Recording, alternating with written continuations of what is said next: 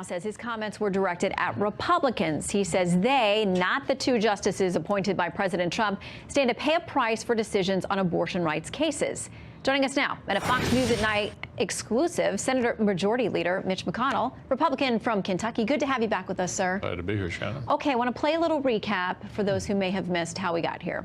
I want to tell you, Gorsuch, I want to tell you, Kavanaugh, you have released the whirlwind, and you will pay the price. You won't know what hit you if you go forward with these awful decisions. Now, I should not have used the words I used yesterday. They didn't come out the way I intended to. My point was that there would be political consequences for President Trump and Senate Republicans if the Supreme Court, with the newly confirmed justices, stripped away a woman's right to choose. So he says you know that he was not threatening anyone and that this is being manufactured into something that didn't actually happen. Your response? I want to associate myself with the remarks of Lawrence Tribe. As a Supreme Court reporter, you know that he was probably the most prominent liberal law professor in America who issued a statement yesterday saying what Schumer did was completely inappropriate and he ought to apologize. Now, if that was an apology, it wasn't much of an apology. He named the justices by name. He used words that generally are associated with inciting violence. Chuck Schumer ought to know better than that. He didn't just show up yesterday. It reminds me of the Speaker of the House tearing up the President's State of the Union right after he finished speaking. We have a behavioral problem. And I think the leaders of Congress owe it to the American people to act like adults and to not engage in shenanigans like going over in front of the Supreme Court with a rowdy mob and threatening the justices by name. That wasn't enough of an apology to satisfy me, and I don't think any of our colleagues either. So the Chief Justice issued a statement, rather rare for him, yesterday. Yeah. But Schumer's office followed up and said it was essentially hypocritical because President Trump has said things about justices, and the Chief Justice hasn't called them out. Now, he did call him out for referring to people as Obama judges. But they say he has engaged in language regarding Justices Ginsburg and Sotomayor in recent days, and that the Chief is not playing it straight down the line because he didn't call the president on those statements. Well, the president wasn't over in front of the Supreme Court building naming justices and threatening them with some kind of consequences. Presidents have criticized Supreme Courts off and on. I remember President Obama shaking his finger at the justices during the State of the Union speech over a decision they made. But that's quite different from joining a mob scene over in front of the Supreme Court building, mentioning Supreme Court justices by name and using language that is typically used to bring about some kind of violent reaction. Okay, you've been busy this afternoon, all of you on the Senate side, passing funding related to the coronavirus. At the same time, there's been plenty of criticism of this administration, of Republicans not getting things done correctly. There is an ad that is running on Facebook. We want to play some of this, and it says essentially on its face, there's text on the screen for this, and it says, the Trump administration would rather pad the pockets of drug manufacturers than provide access to an affordable coronavirus vaccine. What can you say about where we are with vaccine makers, drug makers, big pharma in this conversation? Well, what I can say is in a time of intense partisanship, Republicans and Democrats came together in a matter of days, reached an agreement with the administration, and just passed in the Senate, after having passed in the House, a bipartisan, bicameral response based upon the best evidence we got from healthcare professionals who are telling us what they think they need. So I think the Congress overcame all of the partisanship going on. I don't know about that particular ad, but I can tell you those of us who work here and who were elected to come here and represent the American people rose above all of this temptation to engage in partisan jabs and did the right thing for the country. Okay, something else that's going on in the Senate that some view as partisan is this investigation that Senator Johnson is heading up with respect to Burisma and Hunter Biden. He says he's been trying to do this quietly. He wanted to get a subpoena authorized, but there have been leaks to the media and otherwise. Adam Schiff, who was the impeachment manager, heads of the House Intelligence Agency, said this: "I'm concerned to see that in the Senate there seems to be a renewed interest in furthering these bogus Russian narratives through the use of their investigative powers. I think it's so deeply destructive to be effectively working in concert with Russian propaganda artists." Now, there's a Republican speaking out as well from your side of the aisle. Here's Senator Mitt Romney.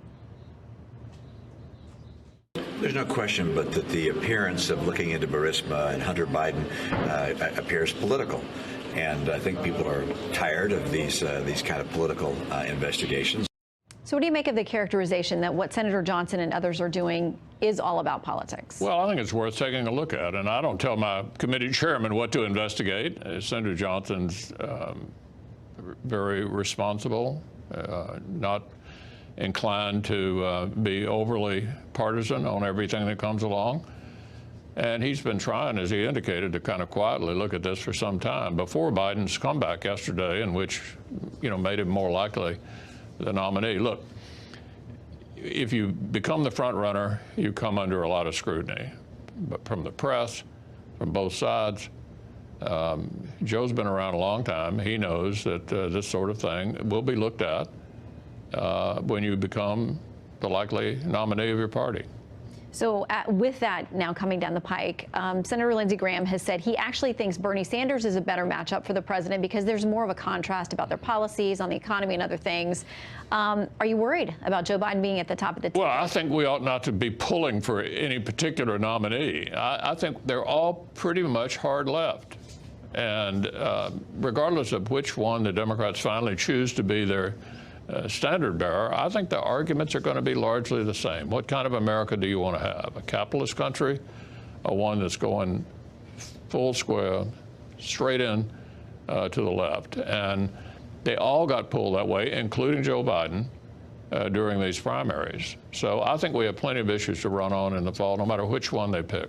All right, quickly before we go, I want to again touch on the issue with Senator Schumer. Senator Hawley and many others are now co-sponsoring a resolution to call him out for essentially attempting to intimidate Supreme Court justices. Does that resolution go anywhere? Do you expect some Democrats to get on board? Well, I certainly respect Senator Hawley, and I understand his revulsion at what we saw yesterday on the part of Senator Schumer over in front of the Supreme Court. The best way to express that, we're discussing among ourselves, and many members are speaking out. I certainly did today, which is what we were talking about earlier. All right, keep us up to date.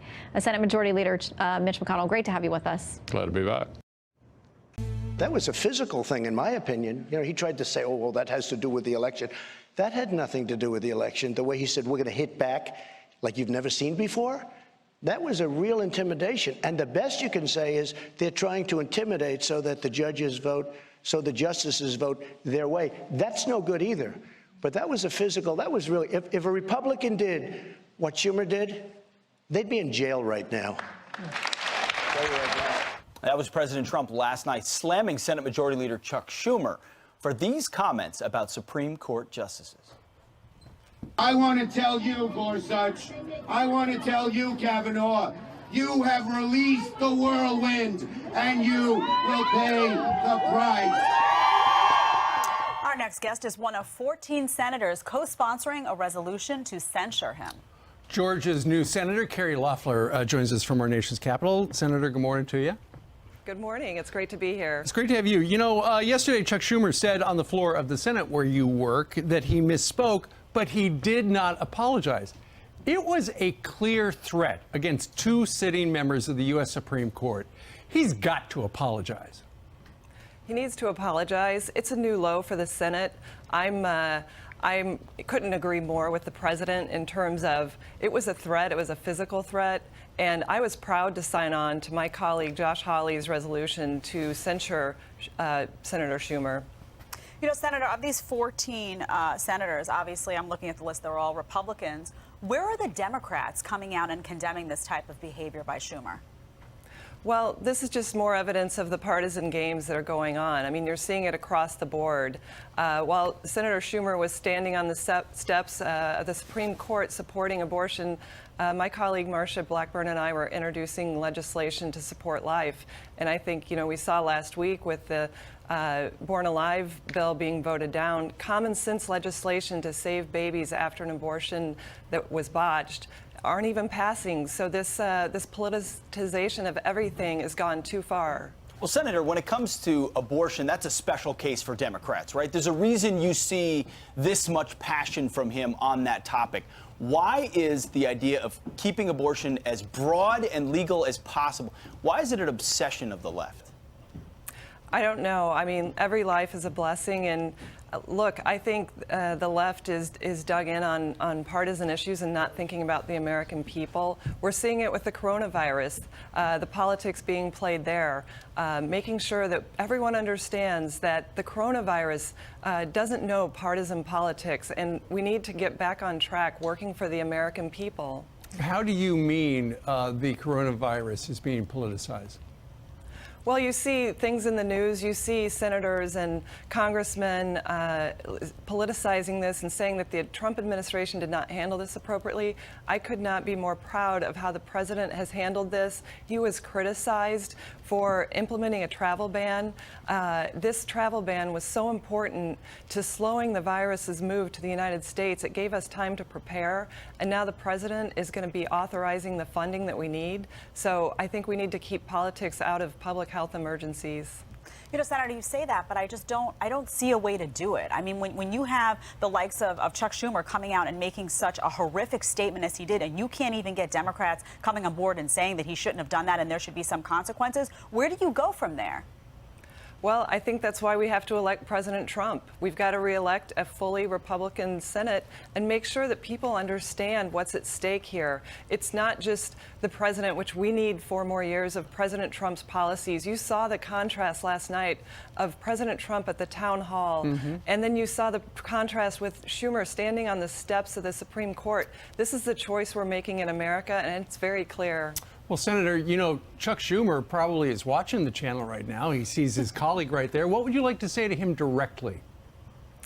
I would just ask that you apologize to the American people. It's an insult to the American people to say that you did not issue a threat to the Supreme Court. And the Supreme Court justices, all of them are doing good work, and we need to keep politics out of this. Senator Kelly Loeffler, thank you very much for joining us this morning. Thanks, we appreciate Senator. it. Thank you. Tonight, the liberal media defending the indefensible, trying to find some justification for Chuck Schumer's threats to our Supreme Court justices, while Schumer himself finally makes a very weak attempt at an apology. Who is this guy? I mean, he's supposed to be the minority leader of the U.S. Senate.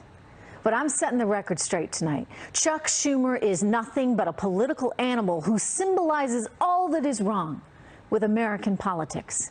Good evening, everyone. I'm Trish Regan. Senator Schumer trying to shrug off his outrageous, his dangerous, his hateful comments that he made on the steps of the Supreme Court.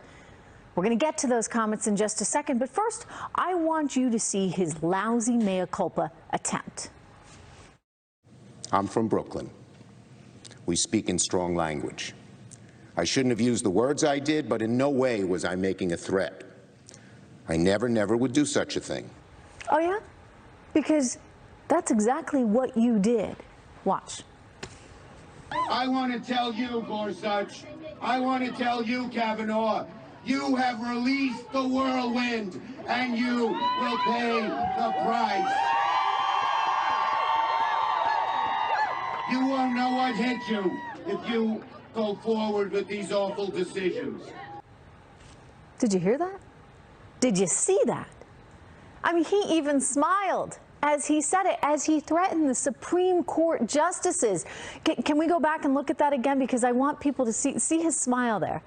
You see him smiling as he makes these threats. It's a shoddy move by Schumer. He knew exactly what he was doing. Maybe we should play the tape, because I don't know if people can really capture the smile. Let's play that soundbite again for people. Here we go. I want to tell you, Gorsuch, I want to tell you, Kavanaugh, You have released the whirlwind, and you will pay the price.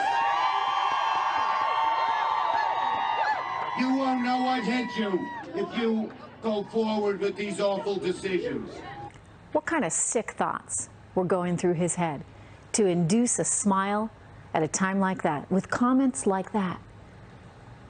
And no excuses from him last night, no apology from him last night. Supreme Court Chief Justice Roberts was forced, for the sake of our country, to issue a rare takedown, writing, and I quote, "Threatening statements of this sort from the highest levels of government are not only inappropriate, they are dangerous. All members of the court will continue to do their job without fear or favor from whatever quarter." And yet, Chuck Schumer's team, they doubled down.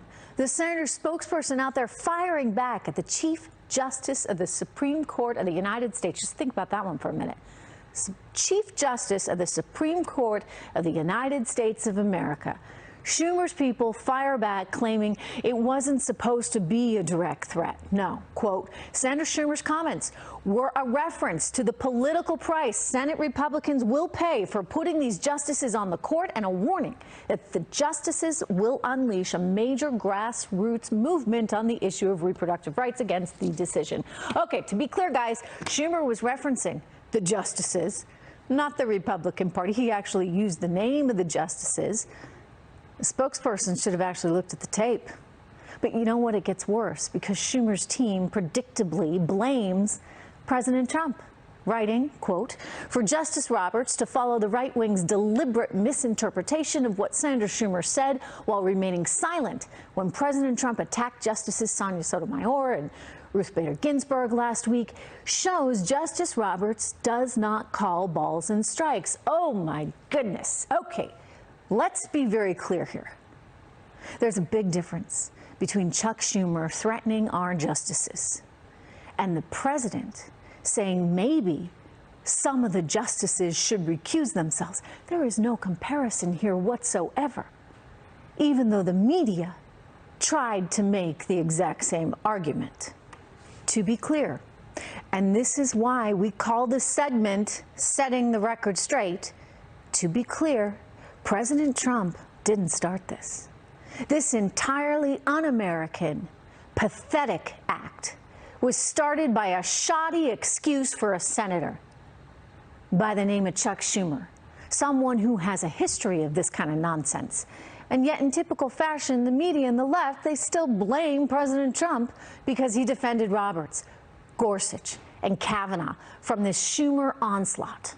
You know, the media says he never should have said that about Schumer. Excuse me. Chuck Schumer started this whole mess, right? So can we go back to the heart of the issue? Watch it again. I want to tell you, Gorsuch, I want to tell you, Kavanaugh, you have released the whirlwind, and you will pay the price. You won't know what hit you if you go forward with these awful decisions. Yeah, you can't undo that with some lousy half-you-know-what apology. You can't undo it, and you can't undo that smile. You know, it wasn't until Mitch McConnell called him out that Chuck Schumer was willing to even admit in any kind of way that his actions, his words were wrong.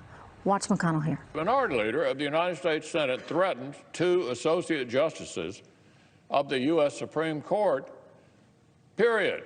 At the very best, his comments were astonishingly reckless and completely irresponsible. You know what? I'm tired of it. And you should be too, right? I'm sure you are, because the GOP has been harassed. It has been threatened repeatedly. You know, the GOP has even been shot at. Steve Scalise is proof of that. And yet the left wants to encourage hate, wants to encourage mobs, wants to encourage violence. Is this the goal? To empower the Antifa and the Bernie thugs out there to harass our Supreme Court justices outside of their work, just like these thugs did to a woman running as a Democrat for Congress because they didn't like her position on health care? Remember that one? I played the tape a bunch. They surrounded her car. They screamed at her. They threatened her. because they didn't like her stance on an issue. You see, by issuing threats like you did, Chuck Schumer, you are encouraging that kind of violence. And what kind of America does that make? Chuck Schumer is proving himself to be no better than the thugs he's out there trying to encourage. So apology, Senator Schumer, you know, if we can call it that. Apology not accepted. That's tonight's intel.